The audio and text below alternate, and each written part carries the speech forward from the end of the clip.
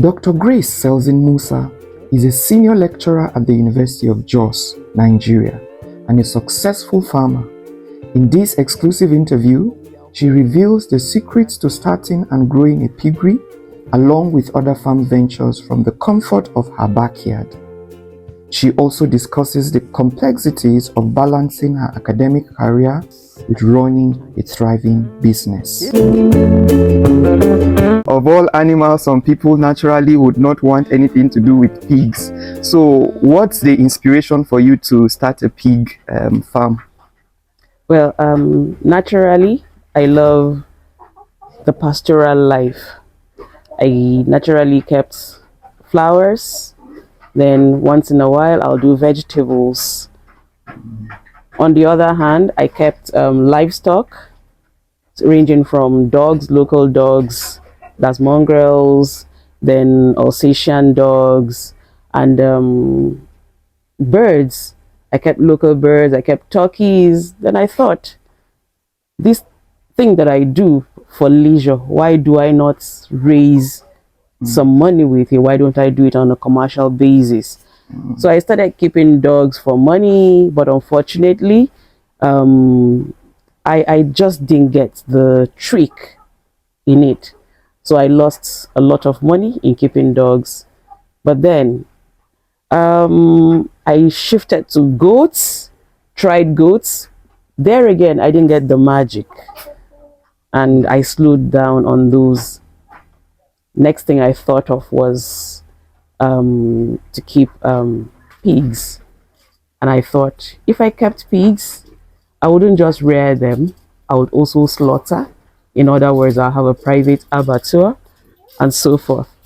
I started with some kind of mixed breed, local, mixed with some elements of hybrid. They didn't yield much.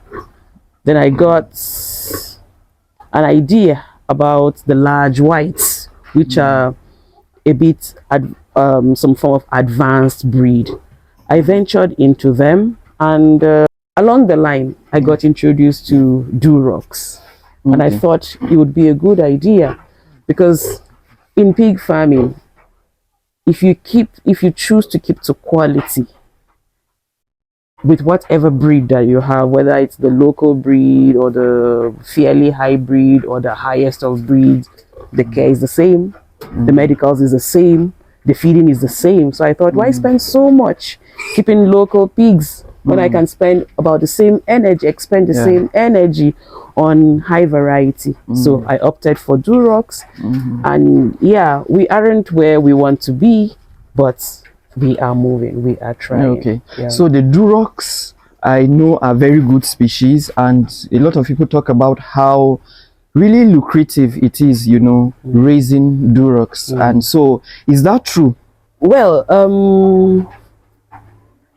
partially I would say yes, because in keeping these pigs, let's say this is about the 5th or 6th year, I've only had an opportunity to sell 2 pieces of Duroc piglets, and it gave me that sigh to say something at like just 2 piglets, comparing it with the large whites and the other varieties. Yes.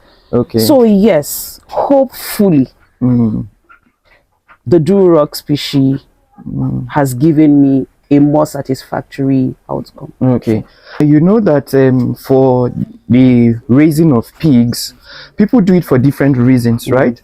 We have those that just concentrate on fattening, just so that it gets to a large size where they sell it for meat purposes, and then those that keep it for breeding. So from what I am gleaning from what you're saying, you are more into the breeding aspects, right? Yes. So is that better, maybe compared to fattening, or you just feel it's more comfortable to do it this way? Okay, so with the Durocs, like I said, I started about 5 years ago, give and take.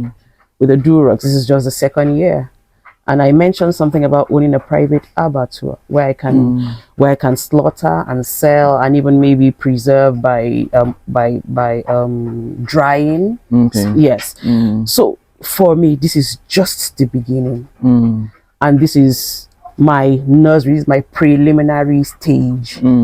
What we are doing presently is just to have them litter and we get buyers. But we are hoping that someday we will be able to process and also sell. Then apart from that, you can see we have a dung heap here. The dung heap is another source of income in the farming season, either in the dry farming season or in the rainy farming season. We get an influx of farmers coming to get the dung to enrich their farmlands. Then you can see I have Noella breed of birds here.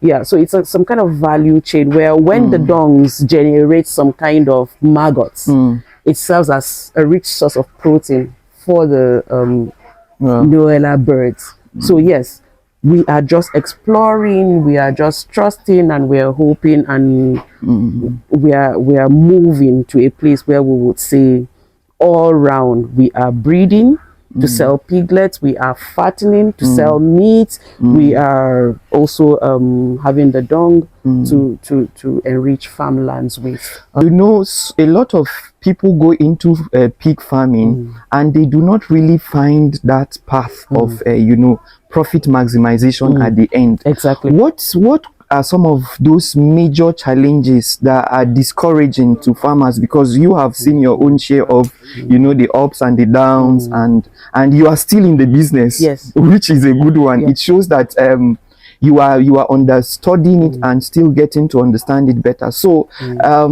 what are the biggest challenges for people? So my personal experience is having quality feed available at all time for the pigs and the piglets. The vendors for the feeds have not kept their own part with part of the bargain with. They have not done their supplies with integrity. You find out what they supply to you is of no, the quality is highly compromised. So you have to go and buy Ultima feeds, you have to grind potato flour, you have to grind corn, you have to buy wheat offal, you have to buy some sort of other chemicals by yourself to add to what they are already supplying. So indeed, the feeding is difficult. So what keeps me going, I think it's passion. It's passion and hopefulness that in the next 20-15 years, one is considering retirement. Considering retirement, you know, because for some people they are out for the profit and they want it, you know, at the spur of the moment. If it is for profit, we aren't for now. It will sound not intelligent to a seasoned businessman. We aren't making profit yet, but we are hopeful that we will grow in the business, we will grow in experience, and the profit will come. So what prospects do you have now for the future? How do you really see it when you get to that point where you fully realize in terms of knowledge base and everything? Are there good prospects for the business? Yes, there are. There are prospects. And someone can consider it a retirement plan. Exactly. That would feed him, his family, exactly. Okay. Exactly. There are prospects. You for whatever you want, you have to give something. Considering hygiene, it is difficult for anyone to sit in a pig farm like this. But I think I can even eat here. It's so clean, you know. I think I can even eat here. So it's an element of discipline, sacrifice, and hopefulness. Then also investment. Somebody manages this place. Somebody is being paid to manage this place. So we hope that lots of sacrifice going on. So we are hoping that, let me bring the God factor, because I tell you the next minute I do not know. Speaking business, we've made investments here and there, but unless he who controls all things ordains, we cannot grow beyond here. We wouldn't have even reached here. So we are hopeful that with the little investments we're making, with the little discipline we're putting in, with the hope that we're anchoring on, we are trusting that we will someday grow and we will be a source of inspiration to people who want to venture into businesses like this. I see a pattern you have adopted for the farm. You know, some allow the pigs to just be on the floor, and I see that you have, I'm not sure if this is rice offal or the dust, and so how are you able to manage their litter? The place looks so clean, and a lot of people believe that pigs are dirty animals, and that you know, even coming close to them, you can't even keep such, you know, anywhere close to your residence. But this just behind your house, and it's so clean and neat. What format do you use with this dust in the room on the floor? Yeah, like I said, it's basically discipline. So the farm manager has the responsibility of taking care of this place. Each time she comes in the morning, she sees a piece of litter on the sawdust. She gets rid of it. So the dust remains consistently relatively dry, with excess litters being removed. So when we see a reason to evacuate what is already there, the sawdust that is already there, we evacuate completely and replace. Otherwise, we keep picking pieces of litters up onto the heap dung. Yeah. So I think this model should work better and easier, even when it comes to cleaning and, you know, maintaining the hygiene in the place, because having to always wash it and, you know, may be more tiring as compared to this that leaves it dry. Yeah, it's not just easier to manage, it has economic value. At the end of the day, it forms part of the manure that you even need to sell, because when the fecal products and the urine get to mix up, it becomes an enriched element that the farmers are seeking for consistently. Yeah. Then also the deep litter system, that is the cushion being provided, does not only just help to absorb the waste from the pig. We have learned also that once the piglets are being born, let me use the word born, they are being delivered by the mom. The sawdust, the rice dust, is important to help the little piglets balance well on the ground due to the pointed nature of their hooves. Otherwise, they would develop some kind of